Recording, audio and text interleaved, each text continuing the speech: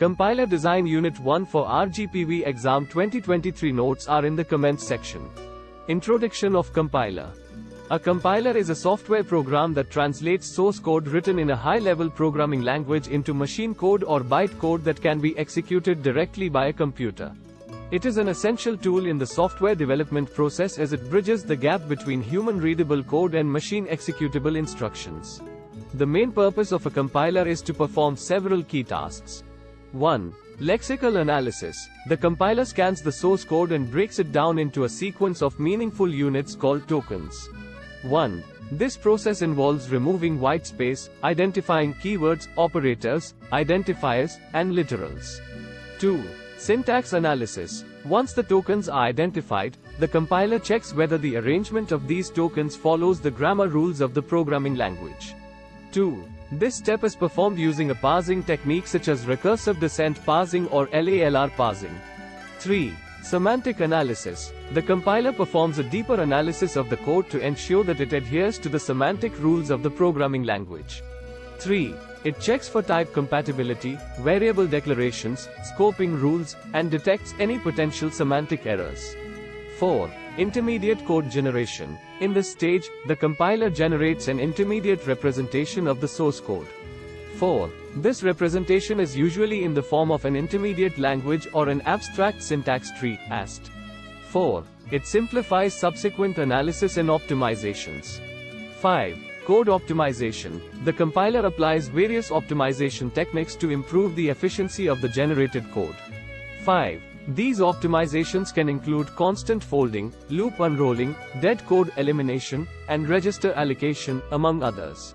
6. Code generation. Finally, the compiler translates the optimized intermediate representation into target machine code or byte code. 6. The output can be assembly code for a specific hardware architecture or byte code for a virtual machine. Overall, a compiler plays a crucial role in transforming high-level programming languages into low-level instructions that can be directly executed by a computer, enabling developers to write complex programs more efficiently. Major data structures in a compiler. 1. Symbol table. A symbol table is a data structure used by a compiler to store information about identifiers, variables, functions, classes, in the source code. 1. It associates each identifier with its attributes, such as type, scope, memory location, and other relevant information. 1. Symbol tables facilitate name resolution and ensure that identifiers are used correctly throughout the program. 2. Abstract syntax tree, AST. An abstract syntax tree is a hierarchical representation of the syntactic structure of the source code. 2. It captures the relationships between program elements such as expressions, statements, and declarations.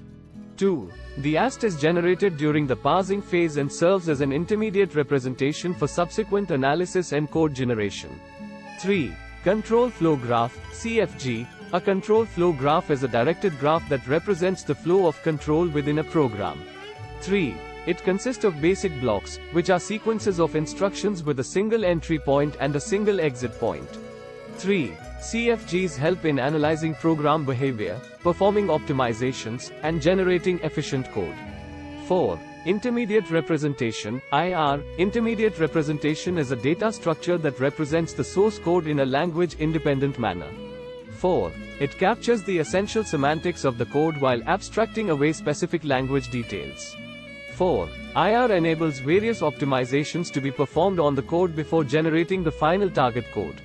5. Stack and heap. Stack and heap are memory structures used during the execution of a program. 5. The stack stores local variables, function calls, and return addresses, while the heap dynamically allocates memory for objects created at runtime. 5. The compiler generates code that utilizes these data structures efficiently, taking into account memory management and access patterns. These are some of the major data structures used in a compiler. Each data structure serves a specific purpose in different stages of the compilation process, enabling the compiler to analyze, transform, and generate executable code from the source program. Types of compilers. 1. Single pass compiler. A single pass compiler reads the source code in a single pass, from start to finish, and generates the target code directly without any intermediate representation. 1. It is typically used for simple languages with a straightforward grammar and minimal complexity. 1. Single-pass compilers are efficient in terms of memory usage but may lack certain optimization opportunities compared to multi-pass compilers. 2. Multi-pass compiler. In a multi-pass compiler, the compilation process is divided into multiple passes, each performing specific tasks. 2. In the first pass, the compiler performs lexical and syntactic analysis, building an intermediate representation. 2. Subsequent passes handle semantic analysis, optimization, and code generation. 2. Multi-pass compilers can handle more complex languages and perform advanced optimizations, but they require additional memory and time compared to single-pass compilers. 3. Just-in-time (JIT) compiler. A JIT compiler dynamically compiles and executes code during runtime. 3. It takes the source code, performs various analyses and optimizations, and generates machine code just before its execution. 3. JIT compilers are commonly used in programming languages like Java, C#, and JavaScript to provide performance improvements over interpreted execution. 4. Ahead of time (OT) compiler. An OT compiler translates the entire source code into machine code before the program's execution. 4. It generates a standalone executable or a shared library that can be directly executed without requiring an interpreter or runtime environment. 4. OT compilers offer faster startup times and can produce highly optimized code but may have a longer initial compilation phase. 5. Incremental compiler. An incremental compiler is designed to compile only the modified or affected parts of the source code, rather than recompiling the entire program. 5. It analyzes the dependencies and determines the minimal set of code that needs to be recompiled. 5. Incremental compilers are commonly used in large projects to reduce compilation times during development. Front-end and back-end of a compiler. A compiler can be divided into two main components, the front-end and the back-end. Each component has distinct responsibilities in the compilation process. 1. Front-end. The front-end of a compiler is responsible for the initial stages of the compilation process. 1. It performs the following tasks. Lexical analysis. The front-end reads the source code and breaks it down into tokens, such as keywords, identifiers, operators, and literals. It removes unnecessary whitespace and comments.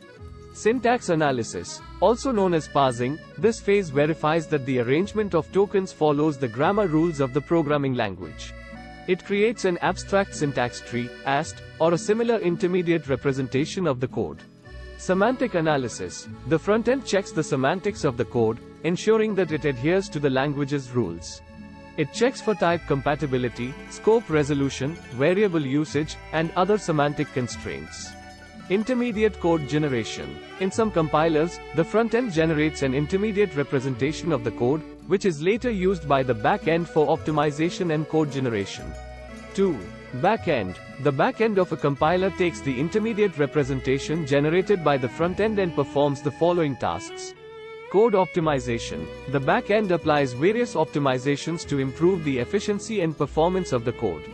This includes techniques like constant folding, loop optimization, dead code elimination, and register allocation.